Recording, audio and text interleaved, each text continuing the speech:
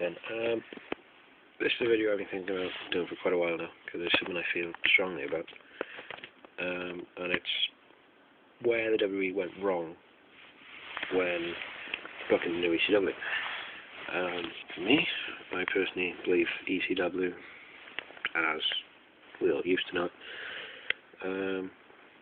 best start with Shane Douglas, and, you know, the promo, shitting on the NWA title, naming himself ECW champion.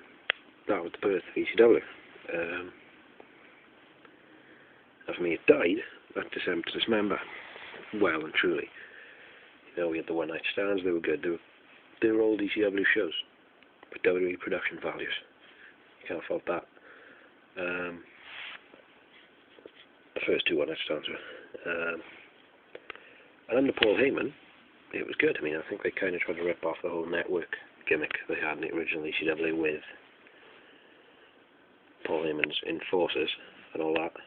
And, you know, Paul Heyman with the South Philly screw job. You know, Robin Van Dam. Pardon the pun. You know, I thought ECW was good. It had those things about it, you know, it had that sort of thing. It still had creative storylines, it still had interesting things, and it had a lot of originals who could still go, and they showcased them as originals who could still go. Instead of letting fucking Nunzio go out there dressed as a bloody fucking, what was he, an elf, whatever the fuck he was, on the last show. It's like, well, shit, the guy's credibility went off, make him go to dress as a fucking elf. You know, anyway. Yeah, it was serious, it was interesting. Yeah, they were helped by the fact that they had people like Show and Angle. Granted, but the biggest person they were helped with the fact that they had Paul Heyman booking it.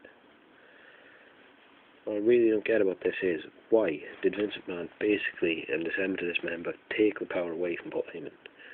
Always do that show, you know, he can say, no, I want to do this, I want to do this, I want to do this. And then when the show sucked, blame Heyman and sack him. It was, a lot of people think that was to do with Stephanie McMahon. I don't know. I'm not inside the WWE, so I'm not going to comment, but it's a ridiculous thing. So yes, basically for me, they screwed it up, letting Heyman go. But even since then, there's things that could have been a lot better, which they haven't done right. For me, I like CM Punk. He's one of my favourite wrestlers right now. But I think his character could be a lot better than it is. When he first came out, you know, you go back and you watch. On my profile, one of my favourites is ECW debut. Then he came out with this, you know, the intense gimmick, man of great discipline, all this stuff. What's he now? He's a poor man's John Cena as far as WWE advertising goes. They just slam him with his straight edge hat, his straight edge shirt, you know, it's ridiculous. Go on Wikipedia, search CM Punk, and there's a photo of him at an ECW house show. He's actually got sweatbands on over his wrist tape with straight edge on him, and it's like, Jesus Christ, does anyone need to guess that John Cena's injured and WWE just fucking throw in all their marketing at one guy? How many shirts has Punk come out with since he's been injured? About 5? Anyway. Yeah. Pass. So I think they have pushed Punk in the wrong direction since he started, since he's getting more popular. That's just me. I think they booked him slightly wrong. The originals. This is one of my big things about the originals. I'm not going to say, oh, Sabu should have been the ECW champion, and then he should have dropped it to Tommy Dreamer, and he should have dropped it to Van Dam and all this. No, because it wouldn't have worked. It would have been stupid. But you should not have had the originals fucking jobbing every week.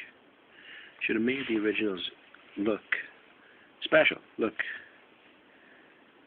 you know, like these guys were the older guys, they were the more experienced guys, they were the ECW originals, and you're going to beat these guys, you're going to work your ass off, because they are good. If you'd have booked them like this, it'd have been impressive. Instead of booking them as the older guys, sweep them under the carpet, job to Marcus Covon, job to Matt Striker, fucking job to everyone. It was ridiculous. I mean, it's like you look at the New Breed now. New Breed lost to the originals at WrestleMania. I agreed with that. And 2 days later, to have the originals job to the New Breed in a Extreme Rules Fatal 4-Way, is ridiculous, because the new breed, plain and simply, didn't deserve it. Where are the new breed now? Kovan's not in the company, Burke's going nowhere, Striker's a manager, Kevin Thorne. What? They've basically changed his gimmick, and yet he is still a vampire. Films out the same music, still acts the same, yet he's wearing a fucking leotard and he's got short hair. What the fuck? The originals were better than jobbing to them. They didn't owe them that, because they didn't deserve it, plain and simple. And now, the whole Benoit thing. Now, the Benoit thing hurt ECW big, because if he'd have gone there, personally, Punk Benoit, I think we could have been looking at Food of the Year, if it had happened.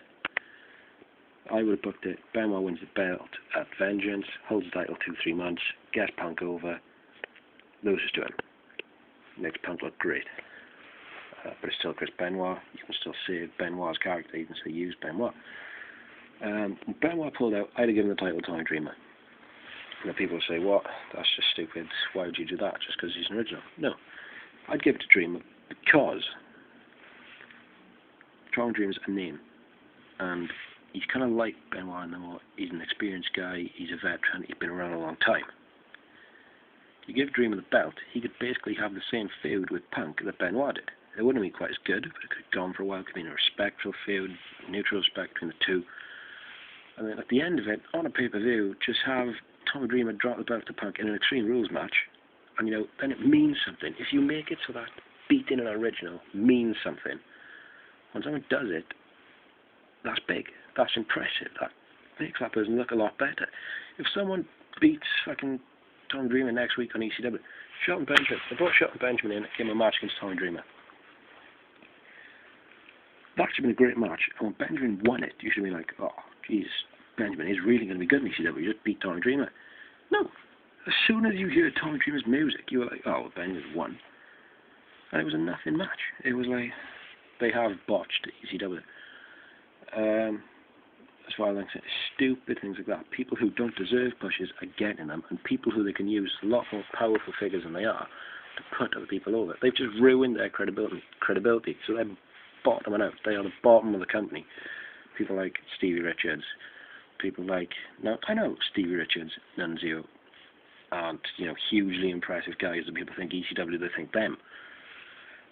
But they need to be doing more than just coming out and jobbing in 4-minute matches every week. Well, again, they've chewed it, basically. They've fucked it already with that, by what they did with, they run Van Damme at the company, they run Sabu at the company, Sandman, very different things. And Dreamer again. Dreamer's not out the company because he loves wrestling and he wants to still be a part of it, and he's involved in the booking side of it now. But like a long time ago, they fucked Dreamer up by, not doing this whole ECW original has some credibility thing. They ruined his credibility.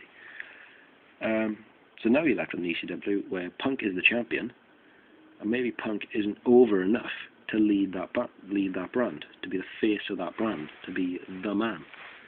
I don't think he is. I think Punk still needs something to get him over to the point where he is a legit world champion. Right now, Punk is the United States Intercontinental title guy. Now, you could argue that's all the ECW title means. I'm sure a lot of people will.